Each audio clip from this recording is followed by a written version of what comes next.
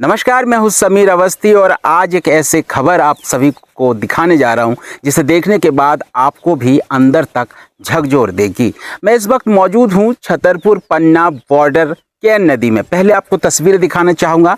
ये वो केन नदी है जहां सतना जिले से एक आदिवासी परिवार केन नदी पहुंचते हैं। केन नदी पहुंचकर नदी के अंदर से मिट्टी निकालते हैं। उस मिट्टी को छान कर कबाड़ निकालते हैं, जैसे कि कील, सिक्के और अन्य सामग्री।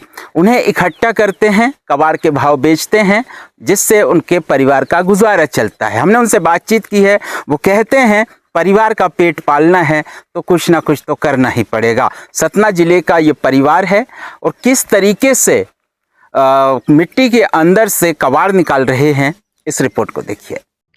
आपके बच्चों के सुनहरे भविष्य के लिए Vatsalya day boarding under aegis of doctor KN memorial senior secondary public school Chhatarpur Madhya Pradesh affiliated to CBSE new Delhi आपके बच्चों को मिलेंगे आधुनिक शिक्षा के साथ भारतीय संस्कार, personality development, digital smart class, experience faculty, art, music, dance एवं yoga classes, well equipped levels and library. अब देर मत करें, बच्चों के भविष्य को बेहतर बनाने के लिए आज ही संपर्क करें। Doctor KN memorial senior secondary public school, Saura road, Chhatarpur, Madhya Pradesh. एक बार विद्यालय कैंपस का विजिट अवश्य करें। कभी कभी जिंदगी की असल कहानियां शहरों की चकाचौंध में नहीं, दूर दराज के गांवों, जंगलों और नदियों के किनारों पर मिलती है। ये कहानी है सतना जिले के एक छोटे से गांव से ताल्लुक रखने वाले फूलचंद्र आदिवासी की। एक साधारण नाम लेकिन असाधारण संघर्ष। फूलचंद्र और उनका परिवार सतना से 90 किलोमीटर दूर छतरपुर और पन्ना जिले की सीमा पर बहती केन नदी पहुंचते हैं और मिट्टी ढोते हैं।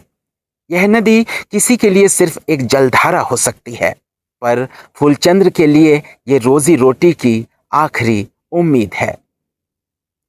हर दिन सूरज की पहली किरण के साथ उनका परिवार नदी के किनारे मिट्टी छानना शुरू करता है।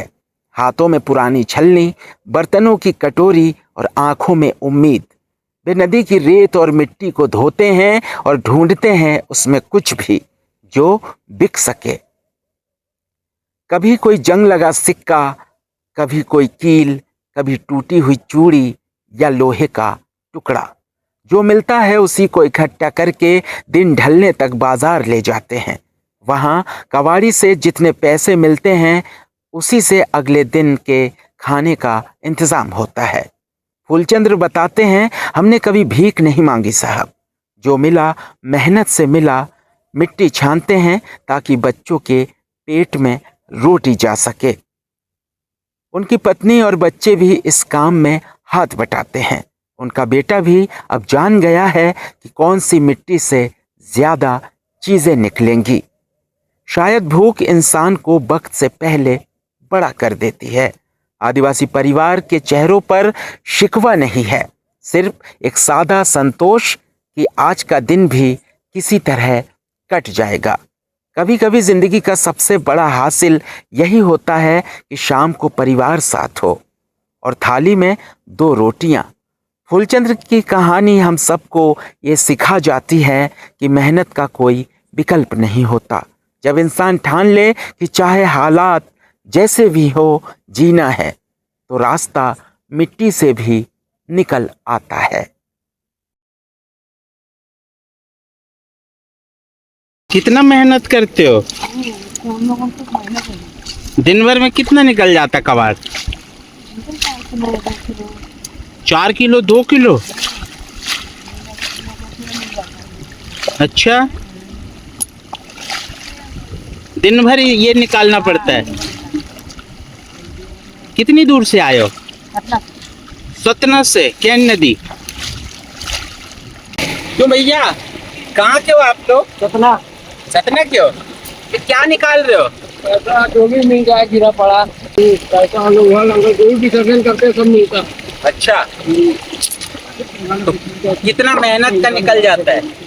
जैसे काम होगा उसी हिसाब से मिलता है। हाँ, जैसे मशीनी में 400-500 मिलता है वैसे ही मिलता है इसमें भी। अच्छा। देख रहा हूँ ना लोहा पैसा। हाँ, तो दिन भर का कितना निकल जाता होगा?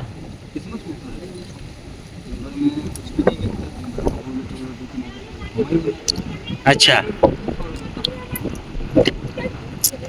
यहाँ पे कुछ भी नहीं। क्या नाम है आपका? मेरा नाम है पूर्णचंद कुलके, फूल- आदिवासी। अच्छा, आदिवासी हैं। कौन कौन? अच्छा, तो ये क्या निकालते हैं आप लोग और इससे क्या फायदा होता है? जैसे विसर्जन करते हैं मूर्तियाँ, कुछ में कुछ पैसे होते हैं, कुछ सोने चांदी के छोटे मोटे सामान होते हैं, और जैसे लोहा तांबा पीतल जो भी है कोई से अपना भरण पोषण होता है, अच्छा, परिवार चल जाता है। परिवार चल जाता है। जैसे अभी गर्मी के सीजन में सूख रहते हैं नदियाँ, तो नदियों में काम करते हैं। नहीं तो जैसे सराफा बाजार में, मार्केट में, वहाँ उनका द्वार आंगन साफ करना, नाली साफ करना, जहाँ गहने बनते हैं उनमें से थोड़ा बहुत कर मिल जाते हैं उसके सोने चांदी के। कितना दूर दूर जाते हो आप लोग? कहाँ के रहने वाले हो? है तो सतनी के बराबर हाँ। ये भी है, और जाते रहते जैसे अभी ये नदी है, और भी अपने आस पास के जिले में जितनी नदियाँ हैं, ये मतलब इलाहाबाद का घाट तक, आगे तक जाते हैं।